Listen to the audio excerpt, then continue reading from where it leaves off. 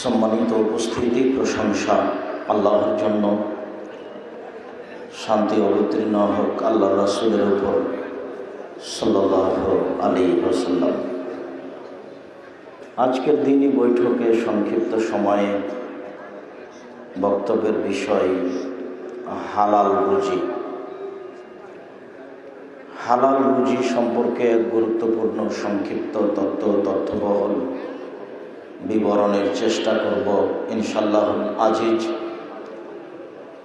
সম্মানিত দিনী ভাই বোন, আপনারা সবাই বসে আলোচনা শোনার চেষ্টা করবেন। জায়গা না থাকে সেটা ভিন্ন কথা, জায়গা থাকাকালীন আপনারা যে যেখানে আছেন আপনাদের কথাবার্তা, চলাচল, কাজকর্ম, ক্রয় বিক্রয়, লেনদেন, যাবতীয় জরুরি কাজ বন্ধ করে আলোচনা শোনার জন্য আন্তরিকভাবে অনুরোধ রইল। দয়া করে নিজের প্রয়োজন দেখাবেন না, যেহেতু আপনার প্রয়োজন আমি গ্রহণ করি না। কাজেই বক্তব্য চলাকালীন আপনি আপনার কোনো প্রয়োজন দেখিয়ে কোথাও যাওয়া বা কারোর সাথে কথা বলা, দয়া করে এটা আপনি প্রয়োজন মনে করবেন না। সম্মানিত দিনী ভাই বোন, উল্লিখিত বিষয়ের উপরে কথা বলার পূর্বে আপনাদের সাথে জরুরি কয়েকটা কথা। তার প্রথম কথা হচ্ছে, সাধারণত আমরা যখন আলোচনা করার জন্য আসি তখন স্বাভাবিকভাবে সামাজিক প্রয়োজনীয় দায়িত্বশীলরা যখন কথা বলেন তখন আমরা সেটাকে খুব সুন্দরভাবে গ্রহণ করতে পারি না, যার কারণে আমরা আসলে সম্ভবপর আপনারা পরিবেশটাকে তেমনিভাবে বজায় রাখার চেষ্টা করবেন, আন্তরিকভাবে অনুরোধ রইল। দ্বিতীয় কথা হলো এই যে হাততালি দেওয়া ইহুদি খ্রিস্টানদের কাজ, মুসলমানের কাজ নয়। আমি তোমার হাততালিতে আমি তোমাকে খুব ভালোভাবে জানি, তোমার চালচলন, তোমার আচরণ এটা আমি খুব ভালোভাবে বুঝি। তুমি মিথ্যা মানুষের প্রশংসা করো এটাও আমি বুঝি, আর তুমি অশিক্ষিত বাঙালি এটাও আমি বুঝি। যার কারণে আমি অনেক সময় বলি যে আমি যদি আপনার হেডমাস্টারকে অশিক্ষিত প্রমাণ করতে না পারি তাহলে আমি জাতির সামনে কথা বলবো না।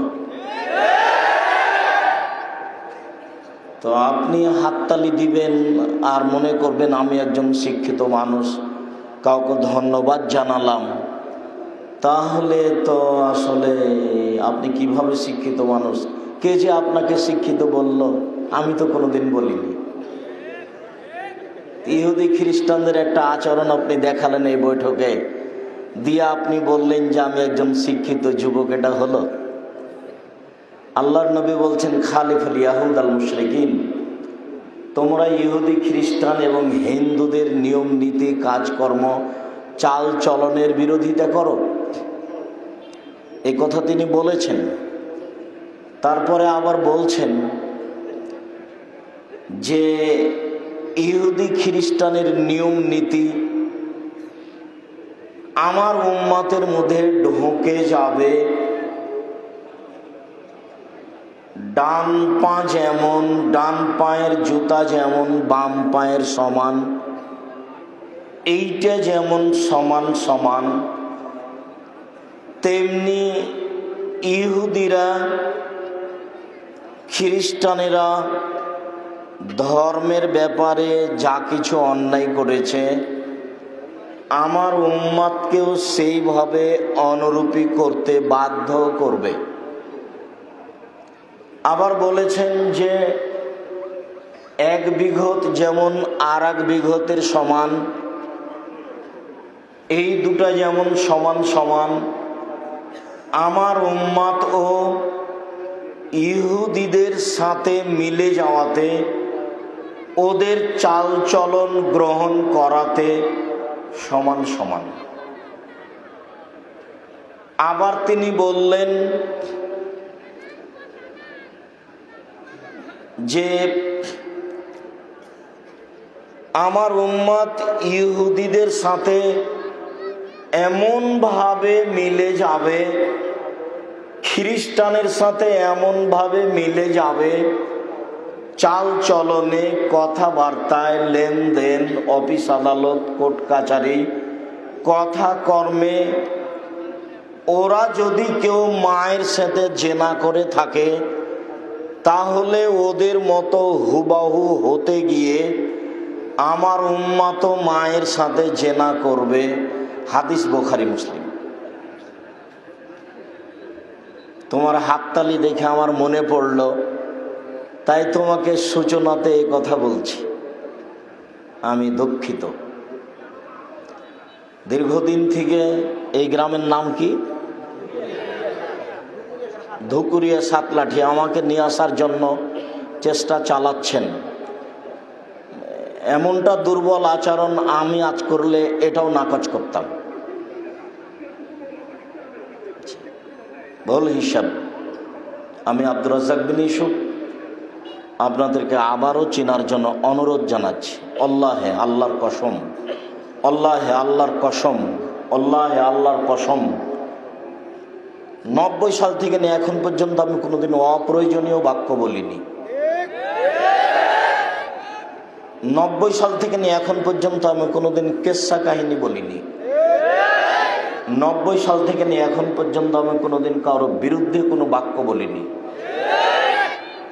দীর্ঘ 31 বছরের বক্তব্যে যদি কোনোদিন দেখা যায় যে কোনো একটা বক্তব্য মাযহাবের বিরুদ্ধে হয়েছে, তাহলে আমি কোনোদিন আর কথা বলবো না।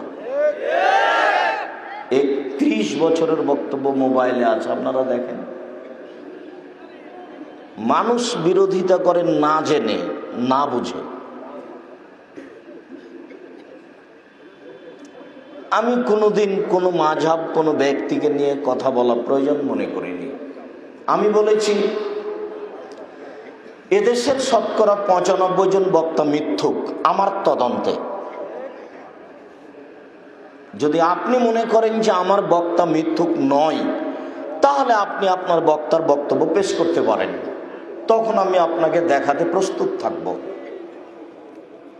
আমি বলেছি এদেশের শতকরা 98 জন মুফাসসির মিথ্যুক। আমি বলিনি ইনি মিথ্যুক, এই কথা আমি বলিনি।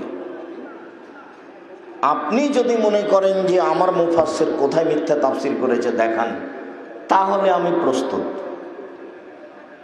তবে আমি কোনোদিন বলিনি যে ইনি মুফাসসির মিথ্যুক, এই কথা আমি বলিনি। আমার এক চাচাতো ভাই একদিন বক্তব্য শুনে এসে বলছে যে বরিশাল থেকে এক মুফাসসির এসেছেন, এমন তাফসীর করলো যে তাফসীর তোরা জানিস না। তা আমি বললাম যে ভাইজান বলেন, কি বললো? না, যা বলেছে তা তোরা জানিস না। আচ্ছা বলেন তো কি বললো? না, তোরা জানিস না তো কি বলবো? আচ্ছা বলেন তো কিছু। তা আমাকে বলছে যে আদম আলাইহিস সালাম ঘুম থেকে উঠে দেখলেন যে পাশে একজন সুন্দরী নারী। তা হাত বাড়াতে গেলেন, নিজে হতে একজন পুরুষ মানুষ। তখন ফেরেশতাগণ বলছেন থামেন। তো আদম আলাইহিস সালাম বলছেন কেন? তো ফেরেশতাগণ বলছেন মোহর দিতে হবে। তো আদম আলাইহিস সালাম বলছেন মোহর আবার কি? তখন ফেরেশতাগণ বলছেন যে মুহাম্মদ সাল্লাল্লাহু আলাইহি সাল্লামের উপরে 1000 বার দুরূদ পড়ে দিতে হবে, এটা হলো মোহর।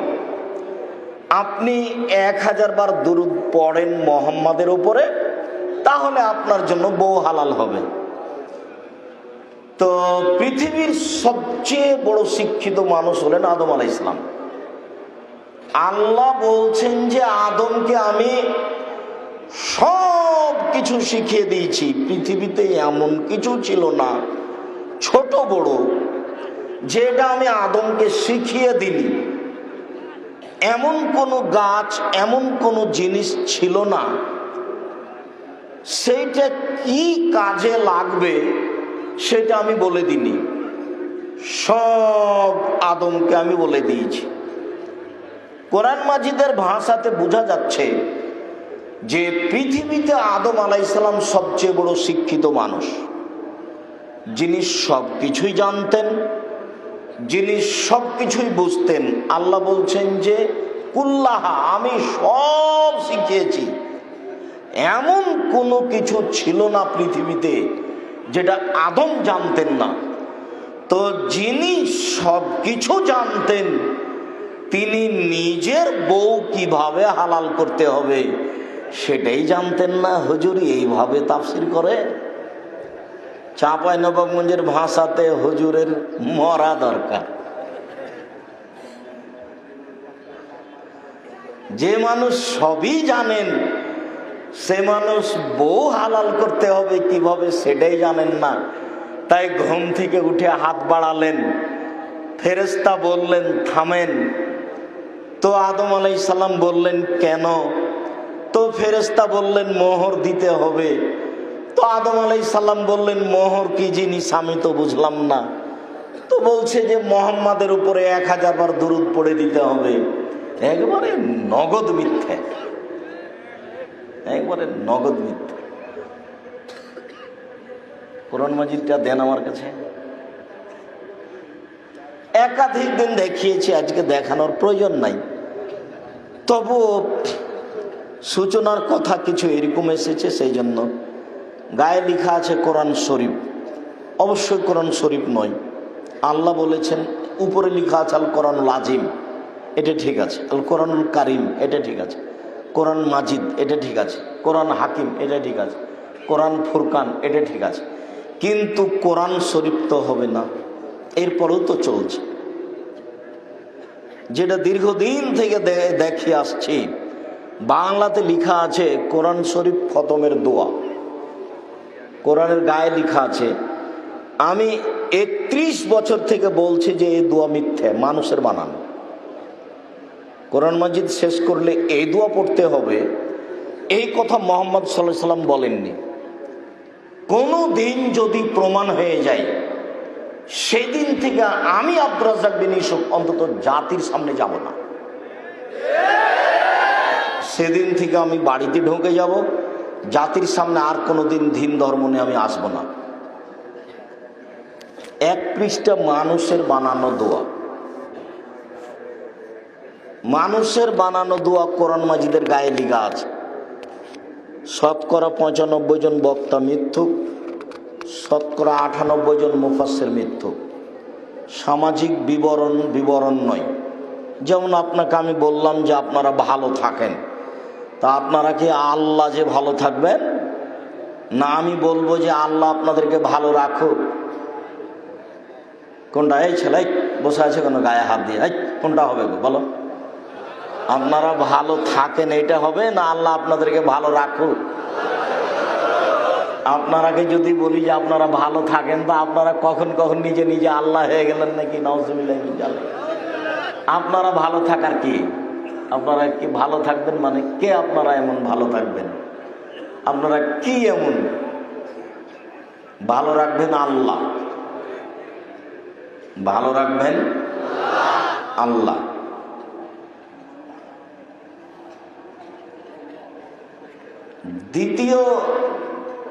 তৃতীয় আজকের জন্য জরুরি কথা, যে রাসূল সাল্লাল্লাহু আলাইহি সাল্লাম আলেমদেরকে খুব কঠোরভাবে বলেছেন। এমনকি বলেছেন যে জাহান্নাম উদ্বোধন হবে মওলানা সাহেব দ্বারা। কোনো পাপী, কোনো জেনাকার, কোনো সুদখোর, কোনো হিন্দু, তারা জাহান্নামে আগে যাবে, এই কথা আল্লাহর নবী বলেন। সর্বপ্রথম যারা জাহান্নামে যাবে তারা মওলানা মানুষ, এই কথা মুহাম্মদ সাল্লাল্লাহু আলাইহি সাল্লাম বলেছেন। হাদিস বুখারী মুসলিম। তো এই তো দিনরাত দিন প্রচার করে আমাদের সামনে, এই জাহান্নামে যাবে মানে কিছু করার নাই, এভাবে মুহাম্মদ সাল্লাল্লাহু আলাইহি সাল্লাম বলেছেন। এদেশে একটা বই পাওয়া যায়, বক্তা ও শ্রোতার পরিচয়। আমি জানি না, আপনার জন্য লিখেছিলাম। 50-60 টাকা 100 টাকার বই আপনার বাড়িতে কেন নাই? এর জবাব আমি দিতে পারবো না, আপনাকে দিতে হবে। এদেশে ধর্মের নামে মিথ্যা কথা লেখা আছে, এ বই তো আপনার কাছে আছে। যেমন আমি একটা বইয়ের কথা বলি, বইয়ের নাম মুকসেদুল মোমিনিন। তার একটা হেডলাইন যে অবিবাহিত ছেলে মেয়ের পড়া নিষেধ। হেডলাইনটা কি? অবিবাহিত ছেলে মেয়ের পড়া নিষেধ। হেডলাইন যে দেখে সেই পড়ে, যে দেখে সে পড়তে চায়, মানে হেডলাইনই ঠিক হয়নি। এখন হেডলাইন লেখার পরে লেখক বলছেন এভাবে, সফরের পূর্বে স্ত্রী মিলন হলে ছেলে ভ্যাংচা হয়, চন্দ্র সূর্য গ্রহণের সময় স্ত্রী মিলন হলে ছেলে টেরা হয়, ভরা পেটে স্ত্রী মিলন হলে ছেলে কানা হয়। আল্লাহর হস্তে, আল্লাহর কসম, আল্লাহর কসম, আল্লাহে আল্লাহর কসম, হেডলাইন শুরু হওয়ার পরে শেষ পর্যন্ত একটা কথাও সত্য নয়, সবই মিথ্যা। বইও যেমন, বক্তাও তেমন, লেখকও তেমন।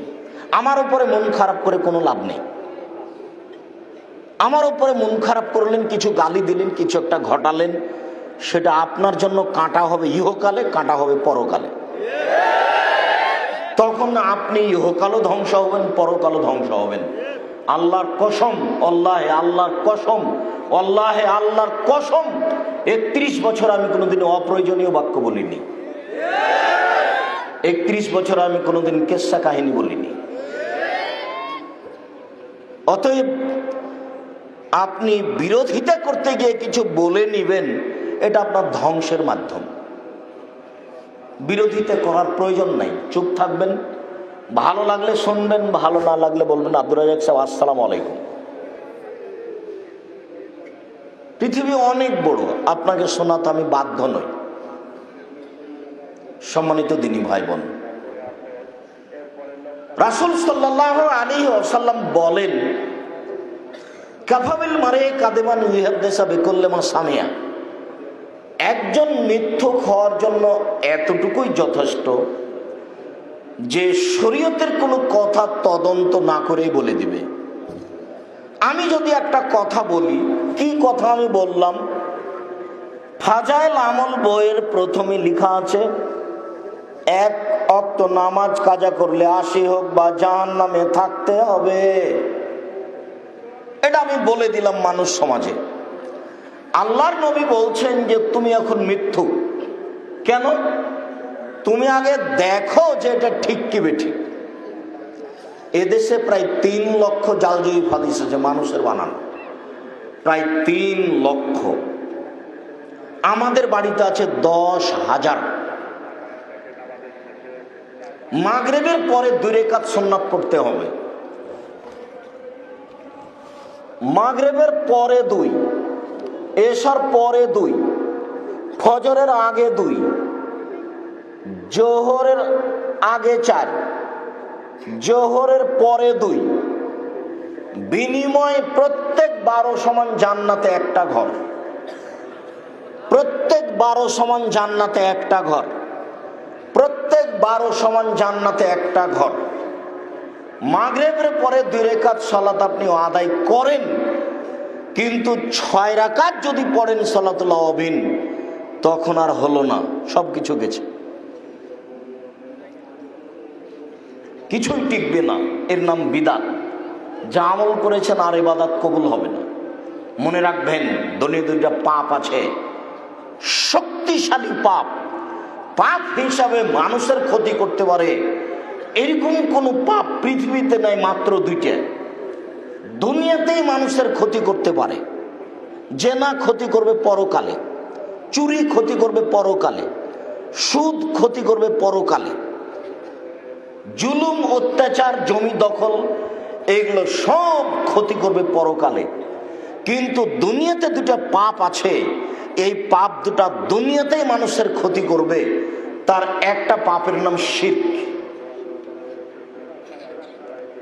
শিরকের 1 নম্বর ক্ষমতা, 1 নম্বর ক্ষতি, শিরক করলে আল্লাহকে অপমান করা হয়। এটা হলো সবচেয়ে বড় ক্ষতি। শিরক করলে আল্লাহকে অপমান করা হয়। কিভাবে? আমি কথা বলছিলাম, টিকটিকি টিকটিক করে উঠলো। আমি বললাম, এই দেখো আমি ঠিক বলেছি। তো আমি ঠিক বলেছি কি না এটা কে জানে? আল্লাহ। তো আমাদের গ্রামের লোকজন বলছে যে আমি ঠিক বলেছি, এটা টিকটিকিও জানে। তো জানার ব্যাপারে আল্লাহর সাথে কাকে করলাম? টিকটিকিকে। এর নাম শিরক।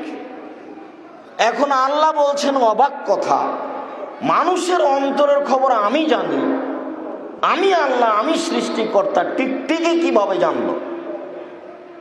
এই কথা বলে যে সে আল্লাহকে অপমান করল। আমরা চাঁপাই নবাবগঞ্জের মানুষ, আমাদের মা চাচিরা জমজ জোড়া কলা খেতে দেয় না। জমজ জোড়া কলা খেলে মা চাচিরা বলে না খাস না খাস না, যমজ সন্তান হবে। তো আসলে যমজ সন্তান দিতে পারে আল্লাহ, তো আমাদের মা চাচিরা বলছেন যে দিতে পারে কলা। এর নাম শিরক, এর নাম আল্লাহকে অপমান করা। দেশ ট্রাভেলস গাড়ি ঢাকা থেকে রাজশাহী আসছে, সন্ধ্যা হতে আলো দিয়ে দিল গাড়িতে, কিছুক্ষণ আলো জ্বললো। তা আমি বললাম, এই ছেলে সুপারভাইজার শোনো, এখানে তুমি গাড়িতে এখন আলো দিলে কেন? বলছে আমার মালিক বলেছেন, বস বলেছেন যে সূর্য ডুবার সাথে সাথে বাড়িতে আলো দিতে হয়, গাড়িতে আলো দিতে হয়। এটা হলো হিন্দুদের কাজ। সূর্য ডুবার সাথে সাথে আলো জ্বালতে হবে, এটা কাদের কাজ? এটা হলো হিন্দুদের কাজ। ওইটা মুসলমানের বাড়িতে চলে এসেছে। আর বিবাহের সাথে যত নিয়ম জড়িয়ে আছে প্রায় সবই হিন্দুদের। স্কুল কলেজ বিশ্ববিদ্যালয় রাস্তাঘাট সভা সমিতিতে কোর্ট কাচারিতে যত নিয়ম জড়িয়ে আছে সবই খ্রিস্টানদের, সবই ইহুদিদের। কোর্ট কাচারি, অফিস আলাদা, শিক্ষা প্রতিষ্ঠান, আপনার ওই সরকারি ডিপার্টমেন্ট যত আছে প্রত্যেকটা স্তরে ইহুদি খ্রিস্টানদের নীতি জড়িয়ে আছে, সবই শিরক, প্রত্যেকটাই শিরক। শিরক করলে অতীতের নেকি নষ্ট হয়, এটা শিরকের ক্ষমতা। আপনি হজ করে আসলেন, গাড়িটা গোলাপ শাহের মাজারের পাশ দিয়ে যাচ্ছিল ঢাকায়। তা আপনি বললেন, আবু থামো, 10টা টাকা আপনি বের করে গোলাপ শাহের মাজারে দিয়ে দিলেন। হজ করা একটা নেকি যদি থাকে তাহলে ইসলাম ধর্ম মিথ্যে। একটা নেকি থাকবে না, এটাই সত্য।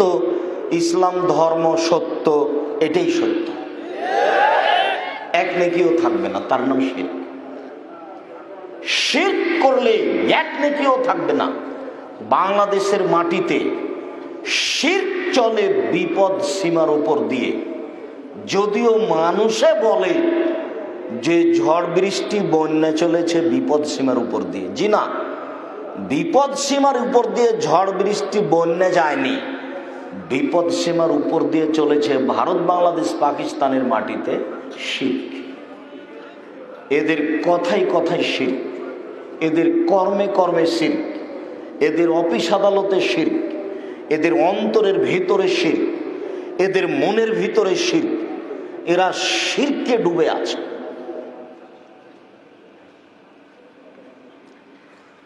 এরা শিষ্টাচার জন্মগতভাবে উল্টা। ভারত, বাংলাদেশ, পাকিস্তানের মাটির ছেলে মেয়ে জন্মগতভাবে উল্টা। 1 মিনিট, ভারত, বাংলাদেশ, পাকিস্তানের জন্মগতভাবে স্বভাবই উল্টা। তার প্রমাণ, একটা দুষ্ট ছেলে জোরে সাইকেল চালিয়ে যাচ্ছে, তো একটা ইটে ধাক্কা লেগে পড়ে গেছে, পড়ে গিয়ে ছাল চামড়া উঠে গেছে, উঠে গালি দিচ্ছে যে অমুকের বাচ্চা অমুক ইট রেখেছে বা কে ইট রেখেছে। সৌদি আরবের একটা ছেলে, দুষ্ট ছেলে, সাইকেলে চড়ে জোরে চলে যাচ্ছে, যেতে যেতে ইঁটে ধাক্কা খেয়ে উল্টে পড়ে গেছে। উল্টে পড়ে গিয়ে লাফ দিয়ে উঠে বলছে যে তাওয়াক্কালতু আলাল্লাহ, আমি আল্লাহর উপরে ভরসা রাখি, লা হাওলা ওয়ালা কুওয়াতা ইল্লা বিল্লাহ। বাহ্যিকভাবে আন্তরিকভাবে নড়াচড়া করার কোনো শক্তি নাই, আল্লাহর শক্তি। ওই ছেলেটা এ বলছে আর এই ছেলেটা এ বলছে। এই ছেলেটা পড়ে গিয়ে উঠে বলছে উমুকের বাচ্চা উমুক ইট রেখেছে, আর ওই ছেলেটা কি বলছে তাওয়াক্কালতু আলাল্লাহ, আমি আল্লাহর উপরে ভরসা রাখি। লাফ দিয়ে উঠে গিয়ে বলছে আমি আল্লাহর উপরে ভরসা রাখি। দুইটা দুই রকম দেখে। তুমি মনে কষ্ট পাচ্ছ, তুমি হাততালি দিলে কেন? আমার বক্তব্য অনেক দিন বলা আছে। আমার তো ধারণা যে তুমি আমার বক্তব্য তোমার অবগতিতে আছে। সব কর্মই যদি সত্যি বক্তব্য শুনতে এসে থাকো, সত্যই যদি তুমি মুসলমানের ছেলে হিসাবে ধর্ম ভালোবাসো, আমাদের ভালোবাসো, তাহলে আজ থেকে কোনোদিন এই প্যান্টটা টাকনোর নিচে আছে এটা আর করবা না, কেটে পড়িও। দেখো, একটা কথা মনে রেখো, মদ খুব খারাপ জিনিস। কেউ যদি মদ খায় তো 40 দিন আল্লাহকে নিজের দিকে করতে পারবে না। 40 দিন আল্লাহকে নিজের দিকে করতে পারবে না। সুদ খুব খারাপ জিনিস। কোটি কোটি টাকা সুদ খাওয়ার পরে যদি বলে আল্লাহ আমার ভুল হয়েছে, আমাকে মাফ করো, তো আল্লাহ বলবেন ঠিক আছে, সব মাফ করে দিলাম। তাহলে সুদের চেয়ে মদ খারাপ। মদ খেলে 40 দিন আল্লাহকে নিজের দিকে করা যাবে না। মদ খেলে 40 দিন সালাত কবুল হোক, এর পরেও মদ খেয়ে যদি কোনো মানুষ মরে যায় তো আল্লাহ তার দিকে দেখবেন না, এইভাবে থাকবেন। এই কথা আল্লাহ নবী বলেননি, তবে আল্লাহ নবী বলেছেন যারা টাকনোর নিচে পায়জামা প্যান্ট লুঙ্গি পরে তাদের দিকে আল্লাহ দেখবেন না, তাদের ব্যাপারে এভাবে থাকবেন। এ কথা আমি বলিনি, এ কথা মুহাম্মদ সাল্লাল্লাহু আলাইহি ওয়াসাল্লাম বলেন। 3 শ্রেণীর মানুষ আছে যাদের সাথে আল্লাহ কথা বলবেন না। 3 শ্রেণীর মানুষ আছে যাদেরকে আল্লাহ পবিত্র করবেন না। 3 শ্রেণীর মানুষ আছে যাদের প্রতি আল্লাহ দয়ার দৃষ্টি দিবেন না। তার 1 শ্রেণীর মানুষ হলো টাকনোর নিচে কাপড় পরিধান করে যারা। 2 মালিকুন কাদ্দাব, মিথ্যুক দায়িত্বশীল, মিথ্যুক হেডমাওলানা, মিথ্যুক হেডমাস্টার, মিথ্যুক প্রিন্সিপাল, মিথ্যুক চেয়ারম্যান, মিথ্যুক মেম্বার, মিথ্যুক এমপি, মিথ্যুক মন্ত্রী, মিথ্যুক মেয়র, মিথ্যুক ইওনো, মিথ্যুক টিওনো। পৃথিবীতে যেখানে যারা মিথ্যা কথায় দায়িত্ব পালন করে, সে যত বড়ই পরহেজগার হোক না কেন, প্রতি বছর যদি হজ করে তবু তার সাথে আল্লাহ কথা বলবেন না। এই কথা আমি বলিনি, এই কথা মুহাম্মদ সাল্লাল্লাহু আলাইহি ওয়াসাল্লাম বলেছেন, হাদিস মুসলিম। আম গাছে জাম ধরতে পারে, ধরে না। অমাবস্যা রাতে চাঁদ উঠতে পারে, উঠে না। সুঁয়ের ছিদ্রদের লাঙ্গলের ফাল ঢুকতে পারে, ঢোকে না।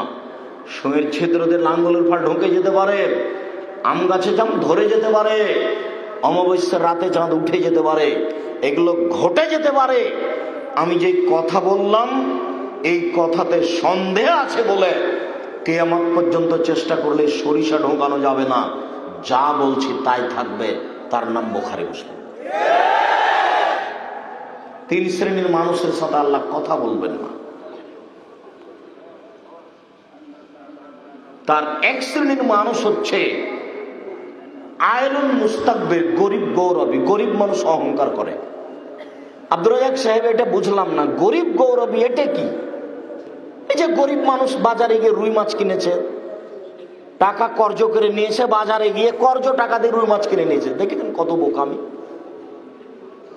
কর্জের টাকা দিয়ে বউয়ের জন্য শাড়ি কিনতে হবে 200 টাকা দিয়ে, কিনে নিয়ে এসছে 1500 টাকা দিয়ে। এর নাম হলো গরিব গৌরবী। আপনি জমি জায়গালা চাষি মানুষ, ধান ডুবে যাচ্ছে, বৃষ্টিতে ধান নষ্ট হচ্ছে, আপনি কাটার জন্য ডাকছেন, তখনও গরিব মানুষ বলছে দুদিন কাজ করব না, পরে করব। এ হলো গরিব গৌরবী। ওখানে সাইকেলের উপরে, রিক্সার সিটের উপরে বসে আছে, খুব সকালে সকালে বসে আছে। তা আমি বললাম একটু তাড়াতাড়ি চলো যাই, আমাকে একটু নিয়ে চলো। তো বলছে এখন যাব না। এ হলো গরিব গৌরবী। এর সাথে আল্লাহ বিচারের মাঠে কথা বলবেন না, এটা সহজ জিনিস নয়। আবার কৃপণ যে সে জান্নাতে যাবে না, কৃপণকে আপনাদের বাজারে গিয়ে সবচেয়ে যেটা বড় মাছ দামি সেটা কিনতে হবে যারা শিল্পপতি তাদেরকে। তো শিল্পপতি বাজারে গিয়ে পুঁটির মাছ কিনে নিয়ে এসেছে, সেই গরিব মানুষটা মাছটা নিয়ে এসে সকাল থেকে বসে বসে বসে বসে সন্ধ্যা হয়ে গেল, শেষ পর্যন্ত 5,000 টাকার মাছকে 4,500 টাকায় বিক্রি করতে হলো। আসলে কিনতে হতো ওই শিল্পপতি যে কিনে নিয়ে গেছে পুঁটির মাছ তাকে। বুঝাতে পারলাম না কথা মনে হয়? এখন এই শিল্পপতি আর জান্নাতে যাবে না। এ হলো কৃপণ। আর এই মাছটাই যদি গরিব মানুষ কিনে নিয়ে যায় তাহলে ওর সাথে আর আল্লাহ কথাই বলবেন না। বুঝাতে পারলাম না কথা মনে হয়? এসব নিয়ম কারণ আমি বলিনি, এসব নিয়ম কারণ কে বলেছেন? মুহাম্মদ সাল্লাল্লাহু আলাইহি ওয়াসাল্লাম বলেছেন। এতে আমার ব্যক্তিগতভাবে কিছু করার নেই। আপনারা মুরবি মানুষ, আমি কষ্ট দিতেও চাই না, কিন্তু বেঞ্চ টেবিলগুলো একটু পিছিয়ে সরাতে পারলে ভালো হতো। এটা কি সহজ? 1 মিনিট আমি দেরি করি, কষ্ট না হলে আপনারা একটু পিছনে সরিয়ে নেন। ওই পিছনেরটা আগে পিছিয়ে সরাতে হবে। আর আমাদের ছেলেরা যারা 7 লাঠির ছেলেরা যারা দায়িত্ব পালন করছে, 1 বছর থেকে 5 বছর থেকে আমাকে নিয়ে আসার জন্য চেষ্টা চালাচ্ছ, তোমাদের কিন্তু প্রস্তুতি ভালো নয়।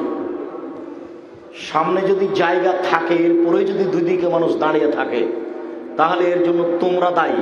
আর যদি দাঁড়িয়ে না জায়গা না থাকে তো কিছুক্ষণ আমি আপনাদেরকে দাঁড়িয়ে থাকার জন্য অনুরোধ জানাচ্ছি।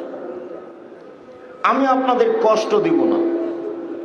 যে যেখানে আছেন বসে থাকতে পান আর না পান, দাঁড়িয়ে হোক বসে হোক, কিছুক্ষণ অপেক্ষা করবেন। এখন যদি পরিচালনা কমিটির কাছে আমরা দাবি জানাই যে আমাদের বসার ব্যবস্থা করে দেন, তাহলে কি তারা পারবে? পারবে না। তাহলে এইটুকু ধৈর্যের পরিচয় আপনাদের দিতে হবে। ধৈর্যের কথা জীবনে খুব পড়লাম, কিন্তু ধৈর্য কি জিনিস তা বুঝে দেখলাম না। আমি নিজের কথা বলছি যে কোনো সময় তো মনে হয় যে একটা কথা বলে দিলাম, তো ধৈর্যের পরিচয় তো এটা নয়। আল্লাহ তাআলা আমাদের নবীকে বলছেন ফাসবির সাবরান জামিলা। মুহাম্মদ সাল্লাল্লাহু আলাইহি ওয়াসাল্লাম আপনি সুন্দর ধৈর্য ধারণ করুন। তো সুন্দর ধৈর্য কি? মুখামুখি আপনি আমাকে 1 থাপ্পড় মেরেছেন, আপনাকে 1 থাপ্পড় মেরে নিলাম, বা আমি বললাম যে খুব গালিগোলজ করলাম থাপ্পড় মারতে না পেরে, গালিগোলজ করার পরে 2-3 দিন পরে বলছি যাক মেরেছে আর কিছু বলবো না, যাক মেরেছে আর কিছু বলবো না, কোর্ট কাচারিতে যাবো না। তার নাম কি ধৈর্য? কয়েকদিন গালি দেওয়ার পরে বলছে যে ধৈর্য ধারণ করি। একটা বড় ছেলে মারা গেছে, বাপ মা চিল্লা চিল্লি করলো, ওরে আমার অমুক, ওরে আমার অমুক। 1 সপ্তাহ কান্নাকাটি করার পরে বলছে যাক আল্লাহর মার আল্লাহ নিয়েছে, ধৈর্য ধারণ করি। এর নাম কি ধৈর্য? ধৈর্য কি জিনিস? একটু প্রয়োজন হলো, একজন বললো চলো দোস্ত চা খেয়ে আসি, চলে গেল, এর নাম কি ধৈর্য? একটু সুযোগ পেতে আরেকজনের সাথে গল্প করছে, এর নাম কি ধৈর্য? একটু ধৈর্যের পরিচয় দিতে হবে। ছেলেরা তোমরা যদি গরম পানি আনতে পারো আনো, না হলে পানিটা দিও তো একটু। এটা সম্মানিত দিনী ভাই বোন, আমি বলছিলাম আরেকটু বলে এখান থেকে সরে যাব। রাসূল সাল্লাল্লাহু আলাইহি সাল্লাম বললেন বাল্লিগু আন্নী ওয়ালাউ আয়া। পৃথিবীর মানুষ আমার একটা কথা জানা থাকলে অন্যকে বলো, এটা আল্লাহ রাসূলের আদেশ। আমার একটা কথা জানা থাকলে অন্যকে বলো। আপনার কি জানা আছে? ডান হাতে পানি পান করতে হবে, এটা আপনার জানা আছে। কেন? বাম হাতে শয়তান খায়। আব্দুল্লাহ ইবনে উমর রাদিয়াল্লাহু তাআলা আনহু বলেন, রাসূল সাল্লাল্লাহু আলাইহি সাল্লাম বলেছেন, পৃথিবীর মানুষ লা ইয়াকুলান্না আহাদুকুম বিশিমালিহি ওয়া লা ইয়াশরাবু বিহা, অবশ্যই অবশ্যই তোমাদের কোন ব্যক্তি যেন ডান হাতে না খায়, ডান হাতে পানি পান না করে। কেন? ফাইন্না শায়তানা ইয়াকুলু বিশিমালিহি ওয়া ইয়াশরাবু বিহা, নিশ্চয় শয়তান বাম হাতে খায়, বাম হাতে পান করে। এমনকি ভাত খেতে বসে গিলাসটা বাম হাতে ধরে ডান হাত নিচে লাগিয়ে দিয়ে পানি খাওয়াও নাজায়েজ, চলবে না। ডান হাতেই গিলাস ধরতে হবে, আপনি বাধ্য। উচ্ছিষ্ট ভাত গিলাসে লেগে যাবে, যে তো আঙুল চেটে খান, আর না হলে খেজুর খান, তাহলে তার হলো। বাম হাতের কোনো সুযোগ নাই খাওয়াতে। দুনিয়ার মানুষ খাচ্ছে, যে হাজারো মানুষ খাচ্ছে, মানুষ যত শয়তান তার চেয়ে বেশি। তো মানুষই তো শয়তানের আচরণ করবে।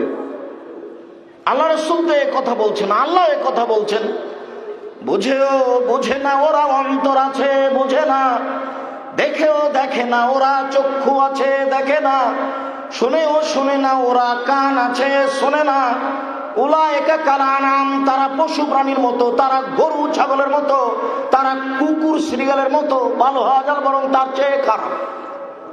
মানুষই বাম হাতে পানি পান করবে, মানুষই কুকুর শ্রীগালের চেয়ে খারাপ। এ কথা আমি বলিনি, এ কথা আল্লাহ বলেছেন, এ কথা আমার নয়, এ কথা আল্লাহ বলেছেন। মানুষ কুকুর শ্রীগালের চেয়ে খারাপ, এ কথা আমি বলিনি।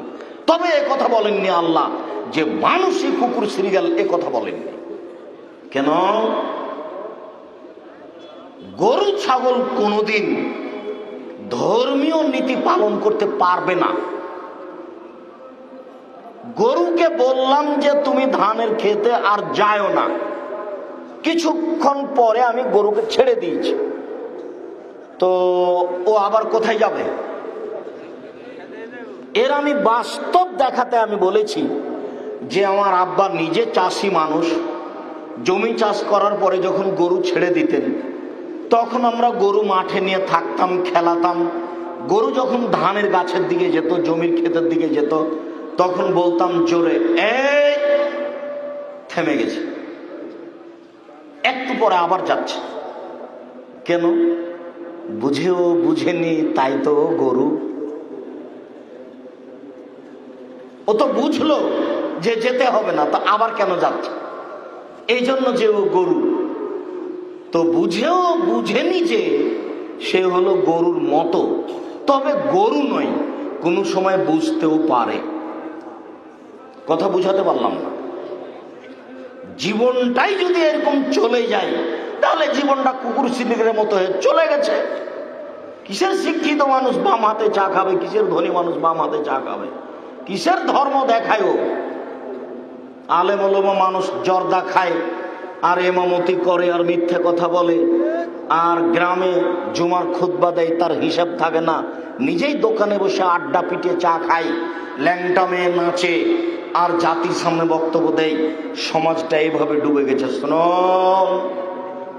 পৃথিবীর মানুষ, শুনে রেখো, আমার একটি কথা জানা থাকলে অন্যকে বলো।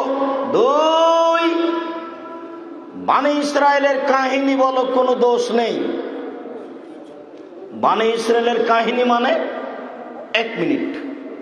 ইস্তার রাজুল মিন রাজুলিন আকারান, আজ থেকে নিয়ে হাজার হাজার বছর আগে একটা লোক একটা লোকের কাছে জমি কিনে নিয়েছিল। ফওয়াজাদা ফি আকারিহাল জাররা, জমি চাষ করতে গিয়ে সে জমিতে স্বর্ণের পাতিল পেল। তো স্বর্ণের পাতিল নিয়ে জমি বিক্রেতাকে বলছে, খুদ্দাবাকা মিন্নি ইশতারাতু মিন কালাতুল আমতা মিন কাযাব, আপনি আপনার স্বর্ণ নেন, আপনার কাছে আমি জমি কিনে নিয়েছি, স্বর্ণ কিনে নিনি। তখন জমি বিক্রেতা বলছে, বেতলার জমা প্রিয়া, জি না জি না জি না, আমি জমি বিক্রি করেছি, জমিতে যা কিছু ছিল সবই বিক্রি করেছি, আমি স্বর্ণ নিব না। এর নাম ঈমান। এর নাম ঈমান। আপনি একজন ব্যবসায়ী মানুষ, এখনই 200 টাকা নিয়ে 200 টাকার জিনিস বিক্রি করেছেন, তো দিয়ে দিয়েছে 500 টাকার নোট, তারপরও ধরতে পারেনি, আপনি চুপ হয়ে যাবেন, ওকে আপনি 500 টাকার নোটটা ধরিয়ে দিবেন না যে আপনার ভুল হলো। এই তো আপনার ঈমান। 2 টাকাতে আপনাকে কিনা যায়। 200 টাকার বাজার করতে গেছেন মসজিদের, তাই ওখানে গিয়ে চা নাস্তা করেছেন, তা লেখা আছে চা নাস্তা। মসজিদের টাকা দিয়ে চা নাস্তা করলেন কমিটির মানুষ, তাহলে তো কিছু করতে পারবে না, তাহাজ্জুদ দিয়ে লাভ হবে না। এর নাম বানি ইসরায়েলের কাহিনী।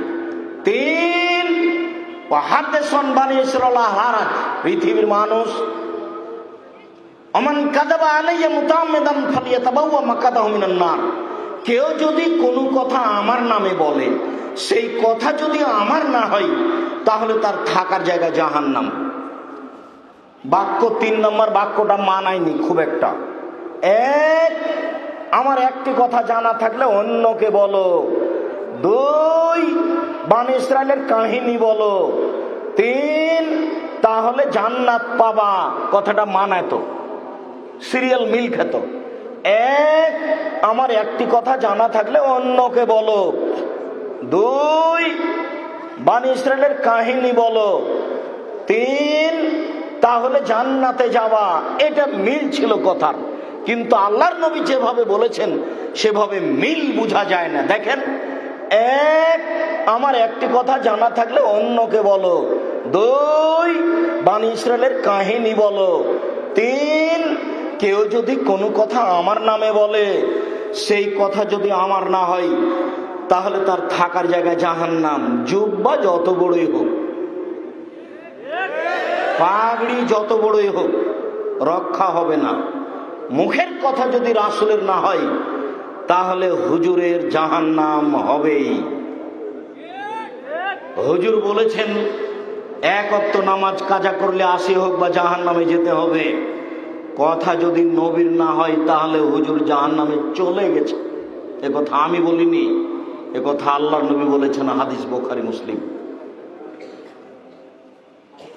যার কারণে ধর্মের নামে কথা বললে খুব হিসাব নিকাশ করে বলতে হবে। এইটুকু মনে রাখার জন্য অনুরোধ জানাচ্ছি।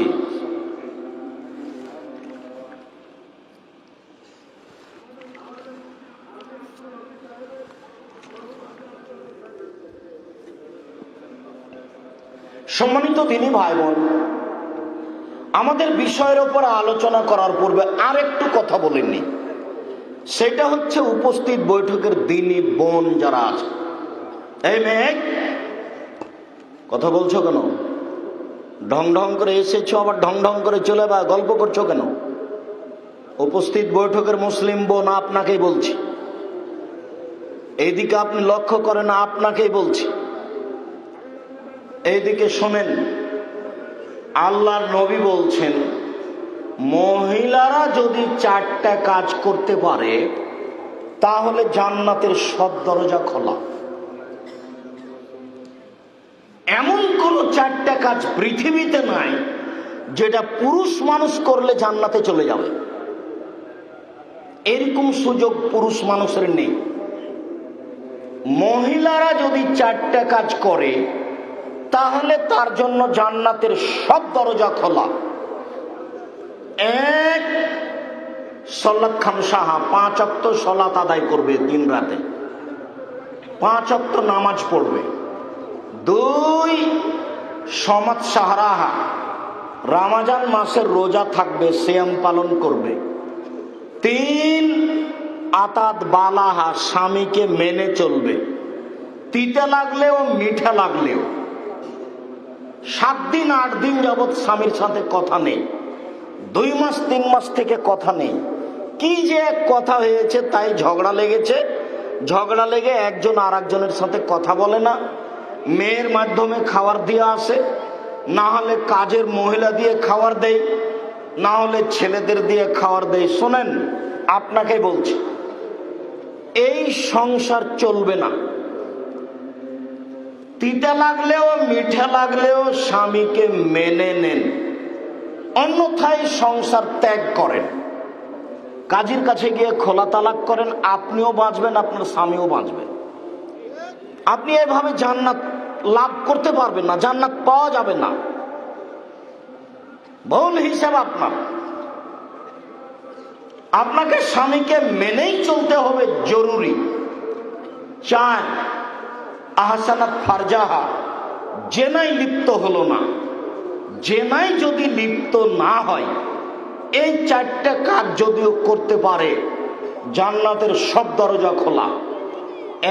1, 5 ওয়াক্ত নামাজ। 2, রমজান মাসে রোজা। 3, স্বামীকে মেনে চলা। 4, জেনায় লিপ্ত না হওয়া। একটু এই ছেলে, তোমাকে বলছে এখানে, তুমিও শোনো। আজ থেকে তোমার মোবাইলে যেন তোমার মরা পর্যন্ত আর কোনোদিন ল্যাংটা মেয়ে না নাচে। তোমাকে আমি এর আগেও শতদিন সতর্ক করেছি। শয়তান তোমাকে প্রত্যেক দিন পাগল বানায়, প্রত্যেক দিন তোমাকে নিয়ে মজাক করে, তোমার মুখের উপরে 2টা লাথি মারে, দিয়ে চলে যায় ল্যাংটা মেয়ে দেখিয়ে। তোমার কলিজা ঠান্ডা করে দেয়, তোমার চক্ষু ঠান্ডা করে দেয়, দিয়ে তোমার মুখে পেশাব করে চলে যায়। ওর নাম শয়তান। ও আল্লাহর সাথে ওয়াদা করেছে, এইভাবে বলেছে, শোনো, এভাবে বলছে, ওয়া ইজ্জাতিকা ওয়া জালালিকা ওয়া ইরতিফায়ে মাকানিকা, তোমার সম্মানের কসম, তোমার ইজ্জতের কসম, তোমার মর্যাদার কসম, আমি আদমের ছেলে মেয়েকে জাহান্নামে ঢুকেই ছাড়বো, যে কোনো মূল্যে। আমি তাকে জাহান্নামে দিবই দিব, আমি একাই জাহান্নামে যাব না, আপনাকে বলে রাখলাম। তখন আল্লাহ বলছেন, এই শয়তান শুনে রাখ, ওয়া ইজ্জতি ওয়া জালালি ওয়া ইরতিফায়ে মাকানি, আমার মর্যাদার কসম করে বলছি, আমার ইজ্জতের কসম করে বলছি, আমার সম্মানের কসম করে বলছি, আদম সন্তান যতবার আমার কাছে ক্ষমা চাইবে, ততবার আমি তাকে ক্ষমা করে দিব। দেখি তুই কত দূর যেতে পারিস, আর আমার দয়া কত দূর যেতে পারে। তাই নিজের পরিচয় দিয়ে তিনি বলেছেন, ইবনে আদম, আদমের ছেলে মেয়ে, মনে রেখো, মা দাওয়াতানি ওয়া রাজাউতানি, তুমি আমাকে যেভাবে ডাকো আমি সেভাবে থাকি, তুমি আমার উপরে যেভাবে আশা পোষণ করো আমি সেভাবে পূর্ণ করে থাকি। হাদিসে কুদসি, মানে আল্লাহ বলছে, আদমের ছেলে মেয়ে শোনো,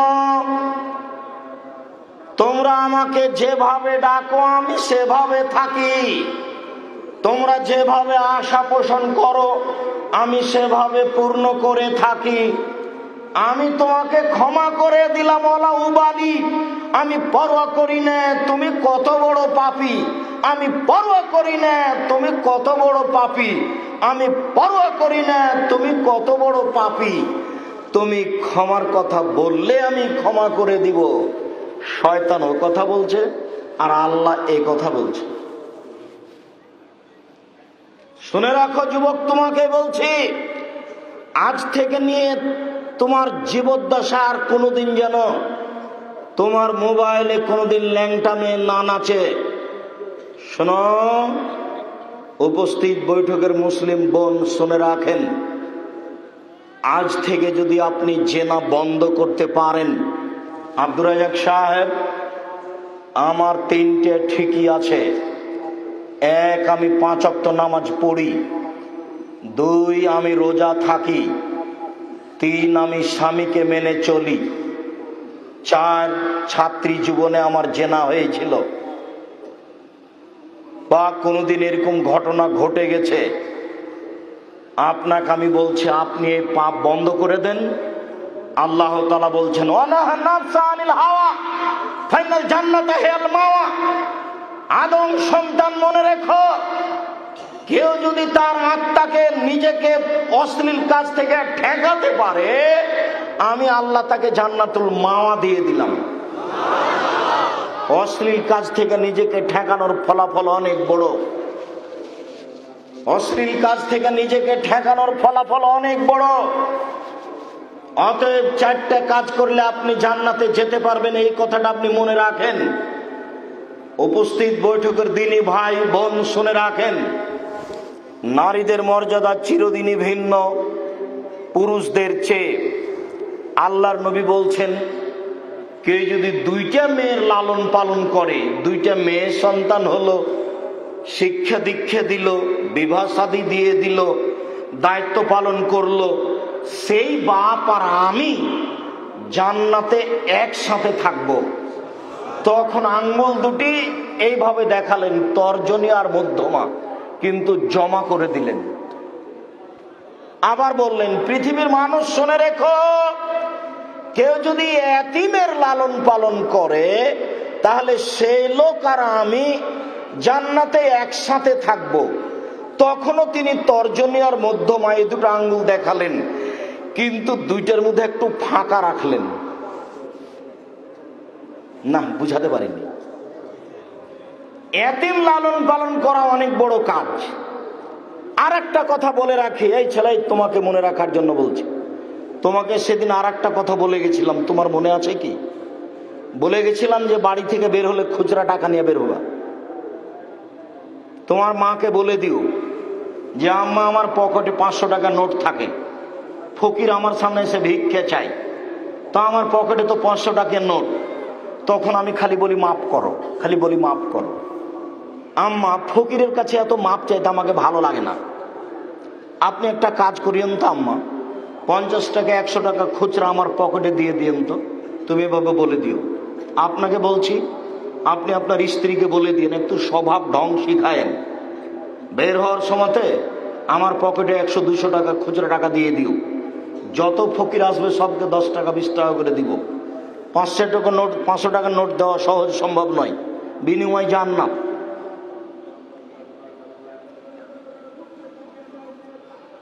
এতিমের লালন পালনের কথা বলছি, যে ফকিরকে 10টা টাকা দিতে একটু কষ্ট হয়।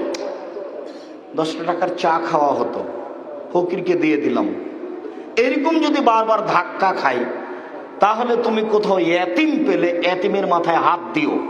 আল্লাহ নবী বলছেন, শোনো, একটা লোক এসে অভিযোগ করছে, আল্লাহর নবী, আমার অন্তরটা এত শক্ত, আমার অন্তরটা এত শক্ত, আমার অন্তরটাও এত শক্ত যে কাউকে কিছু দিতে চায় না। তখন আল্লাহ রাসূল বলছেন, এই শোনো, হিংসা কালবাক, তুমি এতিমের মাথায় হাত দাও, তোমার অন্তরটা নরম হয়ে যাবে। জামিয়া সালাফে রাজশাহীতে 300 জন এতিম আছে। ওদের মানুষ দেওয়ার থাক আর না থাক, ওদেরকে দিয়ে আল্লাহ সব বিপদ পার করে দিবে। এই জন্য এতিম রাখা আছে এতগুলো। 4000-এর বেশি ছেলে মেয়ে আছে, তার 300 জন আছে এতিম ছেলে মেয়ে। জামিয়া সালাফি, ওদের দিয়ে অনেক বিপদ থেকে বাঁচা যায়। আল্লাহ নবী এইভাবেই বলছে, এতিমের মাথায় হাত দিয়ে তাহলে অন্তরটা নরম হয়ে যাবে, এখন তুমি ফকিরকে ভিক্ষা দিতে পারবা। কেউ যদি এতিমের লালন পালন করে, সেই ব্যক্তি আর আমি, মুহাম্মদ সাল্লাল্লাহু আলাইহি ওয়াসাল্লাম বলছেন, জান্নাতে একসাথে থাকবো। একসাথে তখনও তিনি তর্জনী আর মধ্যমা 2টা আঙ্গুল জমা করলেন, কিন্তু 2টা আঙ্গুলের মধ্যে কি করলেন? একটু ফাঁকা রাখলেন। আর কোন বাপ যদি 2টা মেয়ের লালন পালন করে, সেই আর আল্লাহর নবী জান্নাতে থাকবেন। তখনও তর্জনী আর মধ্যমা দেখালেন। তখন কি করে দেখালেন? জমা করে দিয়েছেন। আমি মনে হয় বুঝাতে পারিনি। মেয়েদের লালন পালন ভিন্ন জিনিস। আয়েশা রাদিয়াল্লাহু তাআলা আনহা বলছেন, একজন ভিক্ষিকা তার 2টা মেয়ে বাচ্চাকে নিয়ে এসে আমার কাছে খেতে চাইলো।